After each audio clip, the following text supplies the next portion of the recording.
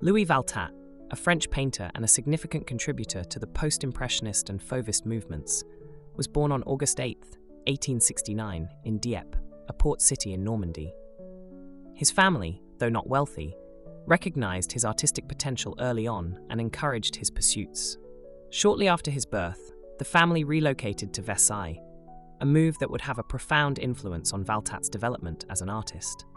Versailles, with its rich history, sprawling gardens, and artistic community, offered an inspiring environment for a young boy with an eye for beauty and detail. Valtat's artistic journey began in earnest during his teenage years when he enrolled at the École de Beaux-Arts in Paris in 1887. This prestigious institution was a hub for aspiring artists, providing rigorous training in classical techniques. However, Valtat's vision quickly diverged from traditional academic approaches. He sought something more vibrant, more expressive, an aesthetic that resonated deeply with his personal view of the world. During his time at the École des Beaux-Arts, Valtat also studied under Gustave Moreau, a professor at the Académie Julian. Moreau was a symbolist painter known for his focus on mythological themes and dramatic color contrasts. While Valtat did not adopt Moreau's fascination with mythology, he was undoubtedly influenced by the older artist's emphasis on imagination and the emotive power of color. This period of formal education equipped Valtat with a technical foundation, but it was his exposure to the burgeoning artistic movements of the late 19th century that truly ignited his creativity. The late 1800s were a period of tremendous transformation in the art world. Impressionism had challenged traditional norms, and new movements were taking root. The young Louis Valtat found himself at the intersection of these shifting tides. While he admired the spontaneity and light of the Impressionists, he yearned to push the boundaries further, experimenting with bold colors and textures that conveyed more than just visual reality. Valtat made his public debut in 1893 at the Salon des Indépendants, an exhibition dedicated to showcasing avant-garde art. His work immediately caught the attention of critics and contemporaries for its innovative use of color and a striking blend of naturalism and abstraction. These early paintings, often landscapes and street scenes, revealed an artist unafraid to depart from convention. In the mid-1890s, Valtat's career was interrupted by a severe case of tuberculosis. Seeking a milder climate to aid his recovery, he relocated to the Mediterranean coast. This move proved pivotal not only for his health, but also for his artistic evolution. The bright sunlight and vivid landscapes of the Côte d'Azur inspired Valtat to experiment more boldly with his palette. The natural beauty of southern France offered endless inspiration, and Valtat immersed himself in capturing the region's vibrancy. He painted sunlit streets, colorful gardens, and sparkling seas with a luminosity and energy that would become hallmarks of his work. It was during this period that Valtat began to earn a reputation as a daring colorist, a precursor to the Fauvist painters who would later champion similar principles. Valtat's time in the South also brought him into contact with several other prominent artists of the era, including Pierre-Auguste Renoir. Despite their differences in style, the two developed a deep respect for one another.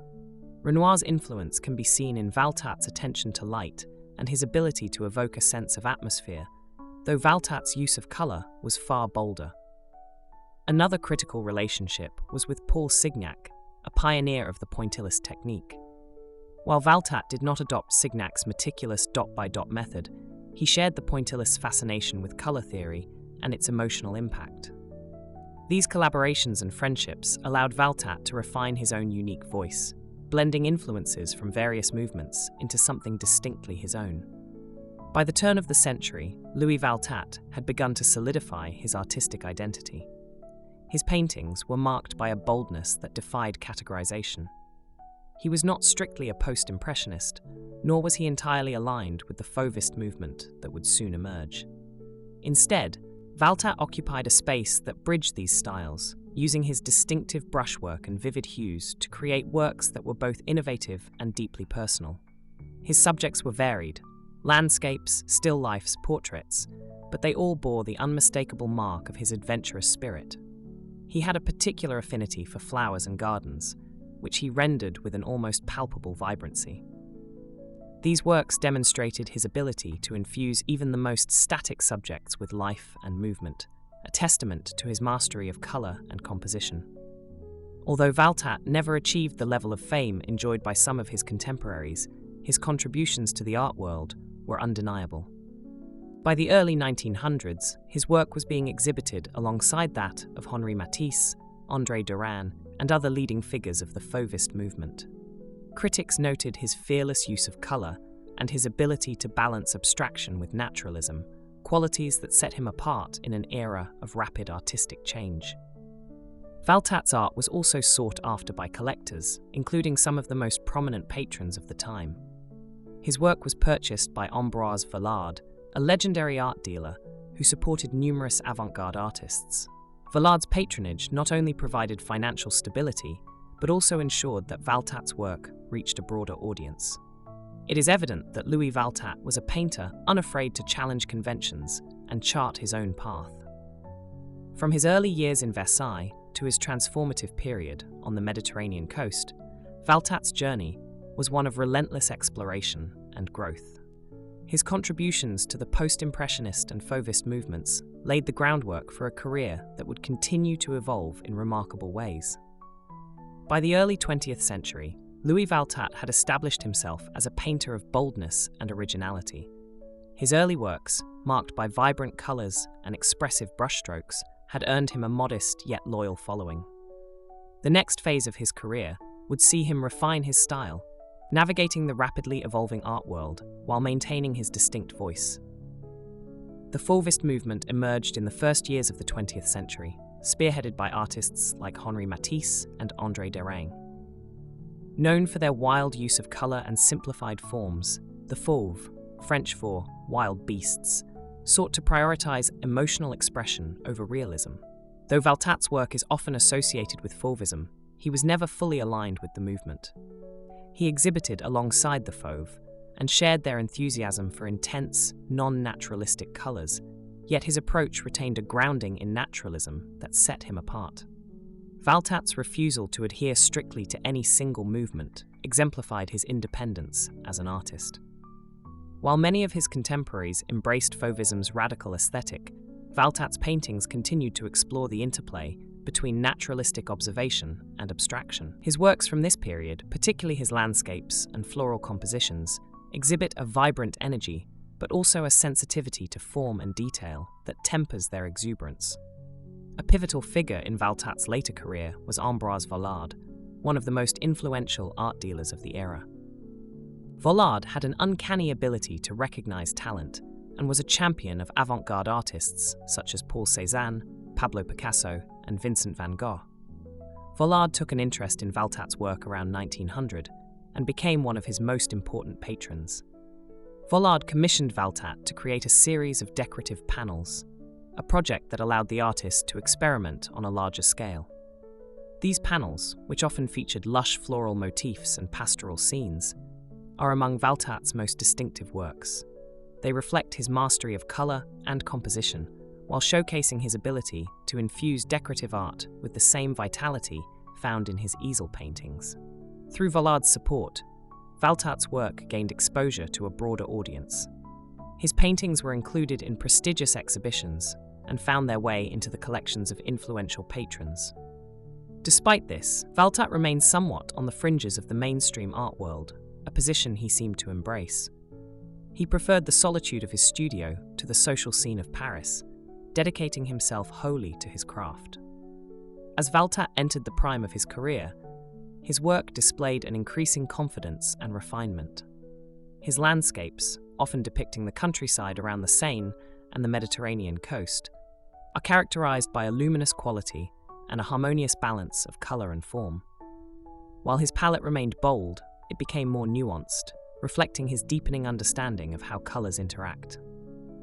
Valtat's still lifes, particularly his depictions of flowers, also reached new heights during this period. These works demonstrate his ability to transform everyday subjects into vibrant, almost abstract compositions. His brushwork, at once precise and fluid, imbues these paintings with a sense of movement and vitality. Unlike some of his Fauvist contemporaries who embraced radical simplification, Valtat maintained a connection to the natural world. His works often straddle the line between abstraction and representation, capturing the essence of his subjects without abandoning their recognizable forms.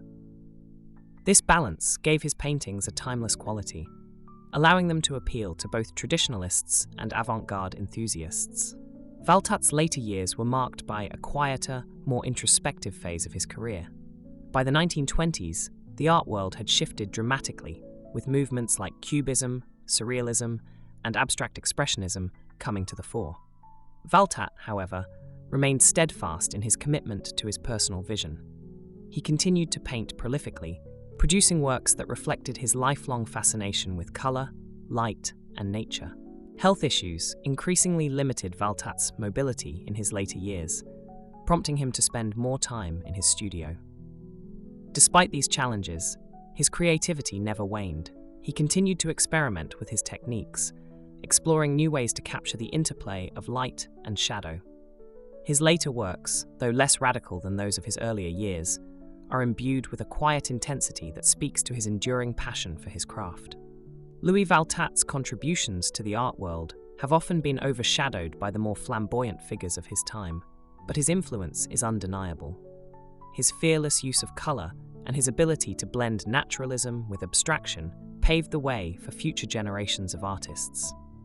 In his lifetime, Valtat achieved a level of recognition that, while not on par with giants like Matisse or Picasso, was nevertheless significant. His work was exhibited in major galleries and collected by discerning patrons, including Ambroise Vollard and other influential figures. In recent years, there has been a resurgence of interest in his work, with scholars and collectors alike recognizing his role as a bridge between Impressionism, Post-Impressionism, and Fauvism. Today, Valtat's paintings can be found in museums and private collections around the world. His landscapes, still lifes, and decorative panels continue to captivate viewers with their vibrancy and emotional depth. While he may not have sought the spotlight during his lifetime, his legacy as an innovator and master colorist endures. Louis Valtat's life and career are a testament to the power of artistic independence. From his early experiments in color and light to his mature works that balanced naturalism with abstraction, Valtat remained true to his vision. His contributions to the post-impressionist and Fauvist movements, though often understated, were crucial in shaping the trajectory of modern art. Valtat's story is one of quiet perseverance and relentless creativity. In an era of rapid change and bold experimentation, he carved out a space uniquely his own, leaving behind a body of work that continues to inspire and delight. His paintings, with their vibrant colors and dynamic compositions, serve as a reminder of the enduring power of art to capture the beauty and complexity of the world around us. In remembering Louis Valtat, we celebrate not only his achievements as an artist, but also his unwavering commitment to his craft. His legacy, though sometimes overlooked, is a vital chapter in the history of modern art, a story of innovation, passion, and the enduring allure of color and light.